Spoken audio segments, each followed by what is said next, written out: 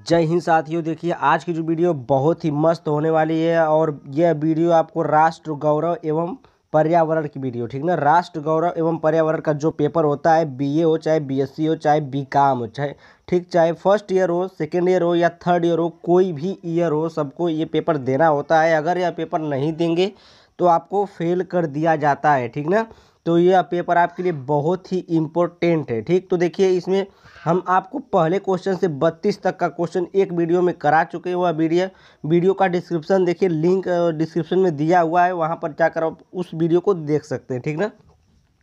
तो ये वाली वीडियो देखिए 33 से लेकर के 65 तक क्वेश्चन हम इसमें कराने वाले हैं, ठीक ना। तो हम थोड़ा जल्दी जल्दी बताएंगे, ठीक ना। तो देखिए पहला क्वेश्चन कह रहा है कि 33 नंबर का क्वेश्चन है, कह रहा है कि आर्यभट्ट ने किस सिद्धांत की खोज की थी। तो आर्यभट्ट थे, आर्यभट्ट का आप नाम सुने होंगे।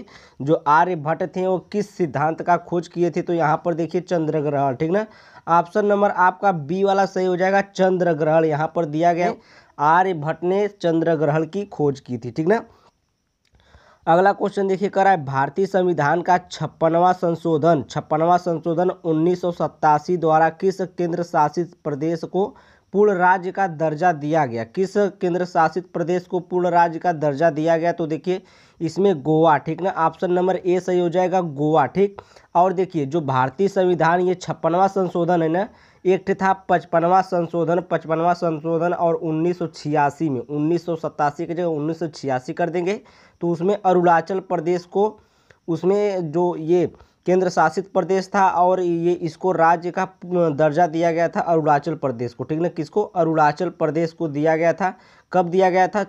55वां संशोधन और 1986 में, ठीक ना। 1986 द्वारा तो अरुणाचल प्रदेश को राज्य का दर्जा दिया गया था, ठीक ना। और इसमें देखिए 56वां संशोधन 1987 में गोवा को राज्य का दर्जा दिया गया। तो अगला क्वेश्चन देखिए, अगला क्वेश्चन भारतीय संविधान कह रहा है भारतीय संविधान के किस संशोधन द्वारा सिक्किम को पूर्ण राज्य का दर्जा दिया गया। तो किस संशोधन द्वारा सिक्किम को पूर्ण राज्य का दर्जा दिया गया, ठीक ना। तो 36वां यहाँ पर देखिए 36वां संशोधन 1975, 36वां संशोधन 1975 में जो संशोधन किया गया उसमें किस राज्य को? सिक्किम को पूर्ण राज्य का दर्जा दिया गया, ठीक ना। अगला क्वेश्चन देखिए कह रहा है प्रसिद्ध मीनाक्षी मंदिर कहाँ स्थिर है। प्रसिद्ध मीनाक्षी मंदिर कहाँ पर स्थिर है। तो मदुरई में। कहाँ पर स्थित है? मदुरई में स्थित है। मदुरई, ऑप्शन नंबर ए आपका सही जवाब हो जाएगा, मदुरई, ठीक ना। मदुरई में स्थित है। अगला क्वेश्चन देखिए कह रहा है भारतीय राष्ट्रीय कांग्रेस के किस अधिवेशन में वंदे मातरम प्रथम बार गाया गया था। तो प्रथम बार कब गाया गया था? 1896 में। 1896 में वंदे मातरम गाया गया था। किस अधिवेशन में? भारतीय राष्ट्रीय कांग्रेस के अधिवेशन में, ठीक ना। अब देखिए अगला क्वेश्चन कर रहा है मृच्छकटिकम किसकी रचना है। मृच्छकटिकम किसकी रचना है। तो मृच्छकटिकम आपका देखिए शूद्रक की रचना है। किसकी रचना है? शूद्रक की रचना है, ठीक ना।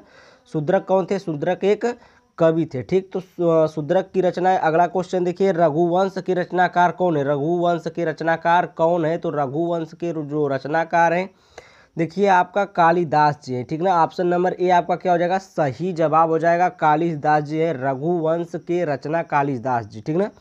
अगला क्वेश्चन देखिए इनमें से किस भारतीय विद्वान ने सर्वप्रथम नोबेल पुरस्कार प्राप्त किया था। इनमें से किस भारतीय विद्वान ने नोबेल पुरस्कार प्राप्त किया था सर्वप्रथम? कौन? सबसे पहले नोबेल पुरस्कार करने वाले भारतीय विद्वान का नाम बताना है। तो यहाँ पर देखिए रविंद्रनाथ टैगोर। कौन है? रविंद्रनाथ टैगोर जी सर्वप्रथम कौन सा भारतीय पुरस्कार, नोबेल पुरस्कार पाए थे, ठीक ना। कौन पाए थे? रविंद्रनाथ टैगोर। तो ऑप्शन नंबर सी वाला ये सही जवाब हो जाएगा, ठीक ना। अब देखिए अगला क्वेश्चन 41 नंबर का है, कह रहा है दिल्ली भारत की राजधानी कब बनी थी। दिल्ली भारत की राजधानी कब बनी थी। तो यहाँ पर देखिए उत्तर में आपका दिया गया है 1911, ठीक ना। 1911 में दिल्ली को भारत की राजधानी बनाई थी। उससे पहले 1910 तक जो थी कोलकाता थी, ठीक ना। उससे पहले कौन थी? कोलकाता थी। इसके बाद 1911 में कौन कर दिया गया? दिल्ली कर दी गई भारत की राजधानी, ठीक ना। अगला क्वेश्चन देखिए भगवान कह रहा है भगवान महावीर की मृत्यु कहाँ हुई थी। भगवान महावीर की मृत्यु कहाँ हुई थी। देखिए पावापुरी में। कहाँ हुई थी? पावापुरी में। ऑप्शन नंबर ए देखिए पावापुरी में। तो उत्तर में देखिए पावापुरा दे ले तो पावापुरा नहीं रहेगा, पावापुरी रहेगी, ठीक ना। तो पावापुरी में हुई थी, ठीक। किसकी मृत्यु हुई थी? भगवान महावीर की मृत्यु हुई थी। कहाँ हुई थी? पावापुरी में, ठीक। अगला क्वेश्चन देखिए, अगला क्वेश्चन कह रहा है कि इनमें से कौन सी तुलसीदास की कृति नहीं है, यानी कि तुलसीदास किसको नहीं लिखे हैं, ठीक ना। तो देखिए यहाँ पर रामचरितमानस भी तुलसीदास लिखे हैं, विनय पत्रिका भी तुलसीदास लिखे हैं, और हनुमान बाहुक भी तुलसीदास जी ही लिखे हैं, हनुमान बाहुक भी तुलसीदास जी ही लिखे हैं।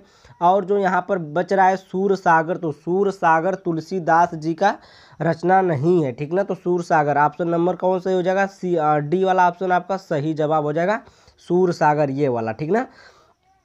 अगला क्वेश्चन देखिए, अजमेर में किस सूफी संत की दरगाह है? अजमेर में किस सूफी संत की दरगाह है? तो अजमेर आप जानते होंगे ख्वाजा मोइनुद्दीन चिश्ती को, ठीक ना।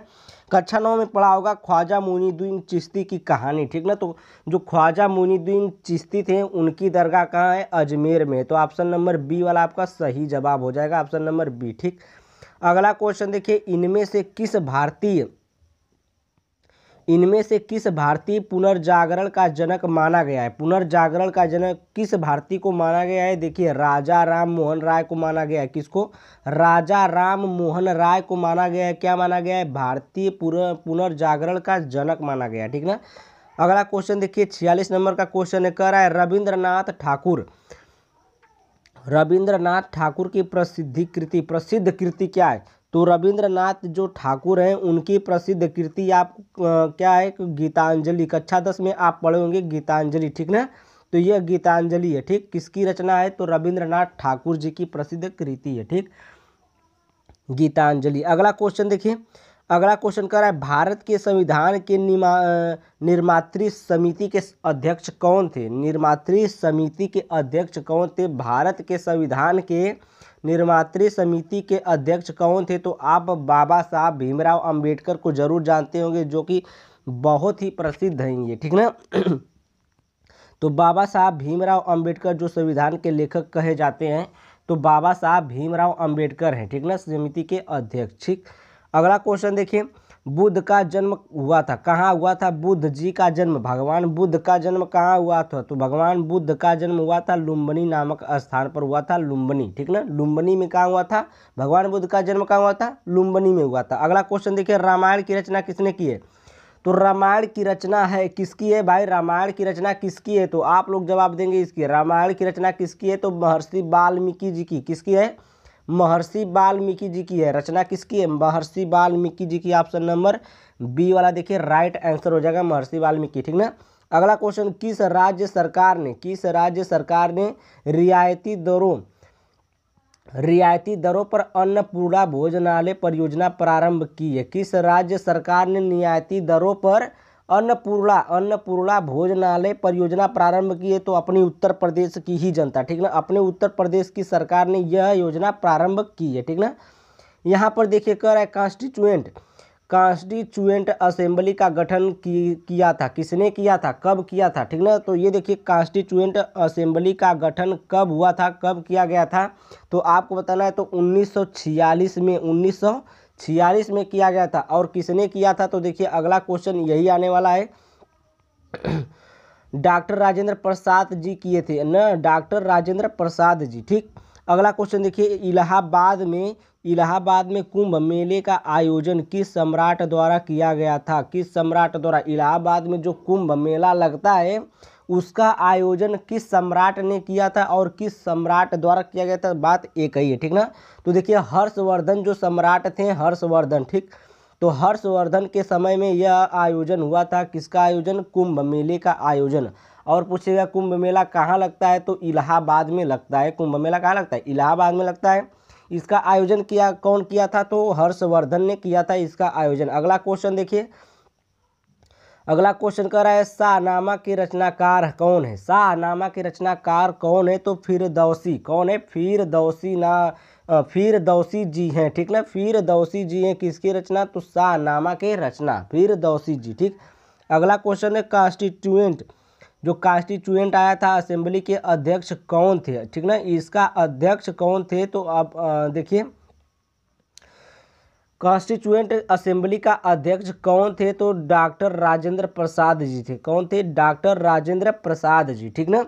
और कब हुआ था इसका, तो इसका हम इसमें आपको दिखाए हैं कि कॉन्स्टिट्यूएंट असेंबली का गठन कब हुआ था, तो यहाँ पर देखिए 1946 में हुआ था इसका गठन, ठीक ना, 1946 में। अगला क्वेश्चन देखिए, कह रहा है भारत में राष्ट्रपति का जो चुनाव किस प्रकार से होता है, तो चुनाव किस प्रकार से होता है। ऑप्शन नंबर ए दिया है सीधे निर्वाचन द्वारा, भारत के प्रधानमंत्री उनकी नियुक्ति करते हैं, दोनों गलत है, ठीक ना, भारत के प्रधानमंत्री नियुक्ति नहीं करते हैं। अगला क्वेश्चन कह रहा है एक इलेक्टोरल कॉलेज द्वारा जिसमें संसद के दोनों सदनों के निर्वाचित सदस्य रहते हैं, ये भी गलत है, तो ऑप्शन नंबर चौथा सही हो जाएगा कि एक इलेक्टोरल कॉलेज द्वारा जिसमें संसद के दोनों सदनों के निर्वाचित सदस्य एवं केंद्रीय व राज्य विधायिका के प्रतिनिधि रहते हैं, ठीक ना, विधायिका के प्रतिनिधि रहते हैं, तो ऑप्शन नंबर आपका चौथा सही जवाब हो जाएगा, ऑप्शन नंबर 4, ठीक। अगला क्वेश्चन देखिए 56 नंबर का क्वेश्चन है, कह रहा है भारत के राष्ट्रपति को किसके द्वारा शपथ दिलाई जाती है। जो भारत के राष्ट्रपति जी बनते हैं उनको किसके द्वारा शपथ दिलाई जाती है, तो भारत के राष्ट्रपति को किसके द्वारा शपथ दिलाई जाती है, तो सुप्रीम कोर्ट के मुख्य न्यायाधीश द्वारा, ठीक ना। ऑप्शन में देखिए दिया है भारत के प्रधानमंत्री द्वारा, तो प्रधानमंत्री द्वारा नहीं दिया जाती है, ऑप्शन नंबर गलत हुआ। लोकसभा के स्पीकर द्वारा, तो स्पीकर द्वारा भी नहीं दिया जाता, ये भी गलत हुआ। ऑप्शन नंबर सी सही होगा आपका, सुप्रीम कोर्ट के मुख्य न्यायाधीश के द्वारा क्या दिलाया जाता है कि भारत के जो राष्ट्रपति होते हैं उनको क्या शपथ दिलाई जाती है, सुप्रीम कोर्ट के मुख्य न्यायाधीश द्वारा, ठीक ना। अगला क्वेश्चन देखिए, भारतवर्ष में जनगणना कह रहा है भारतवर्ष में जनगणना नियमित रूप से कितने वर्षों के उपरांत कराई जाती है, कितने वर्षों के उपरांत यानी कि कितने वर्षों में कराई जाती है जनगणना, तो 10 वर्षों में, कितने वर्षों में, 10 वर्षों में कराई जाती है, तो ऑप्शन नंबर सी आपका सही जवाब हो जाएगा, ठीक ना। अगला क्वेश्चन देखिए 58 नंबर का क्वेश्चन कह रहा है हीराकुंड बांध किस नदी पर स्थित है। हीराकुंड बांध किस नदी पर, तो महानदी, ये याद रखिएगा, हीराकुंड बांध महानदी पर स्थित है, ठीक ना।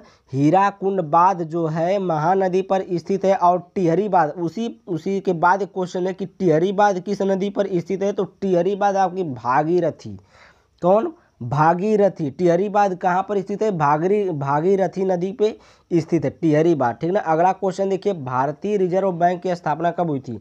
60 नंबर का क्वेश्चन है, कह रहा है 60वां नंबर क्वेश्चन कह रहा है भारतीय रिजर्व बैंक की स्थापना कब हुई थी, तो भारतीय रिजर्व बैंक की स्थापना ऑप्शन नंबर ए सही हो जाएगा, 1935 में हुई थी, ठीक ना, 1935 में, ऑप्शन नंबर ए वाला आपका सही जवाब हो जाएगा।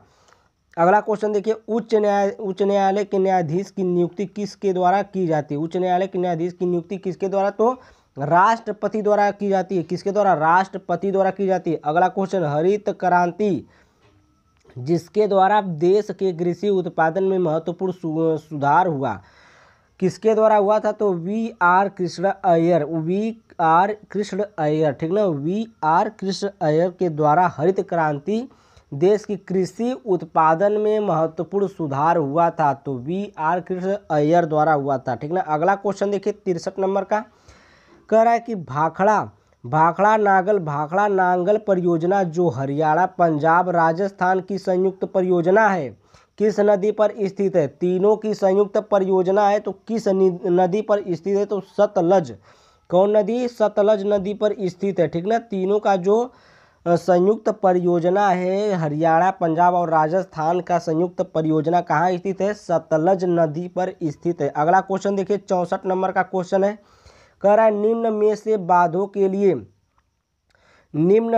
बांधों के लिए संरक्षित है, निम्न में से बांधों के लिए संरक्षित है, क्या संरक्षित है, तो देखिए उपरोक्त सभी संरक्षित है, ठीक ना। उपरोक्त सभी का मतलब ये है कार्बेट पार्क भी संरक्षित है, रणथंभौर भी संरक्षित है और इंद्रावती भी संरक्षित है, ठीक ना। तो ऑप्शन नंबर डी आपका सही हो जाएगा, उपर्युक्त सभी, ठीक। अगला क्वेश्चन देखिए वर्ष 2013 में ज्ञानपीठ पुरस्कार दिया गया था। किसको दिया गया था ज्ञानपीठ पुरस्कार? कितने में? 2013 में। तो केदारनाथ सिंह को 2013 में किसको दिया गया था? तो केदारनाथ सिंह को दिया गया था। कौन सा पुरस्कार? तो ज्ञानपीठ पुरस्कार दिया गया था, ठीक ना।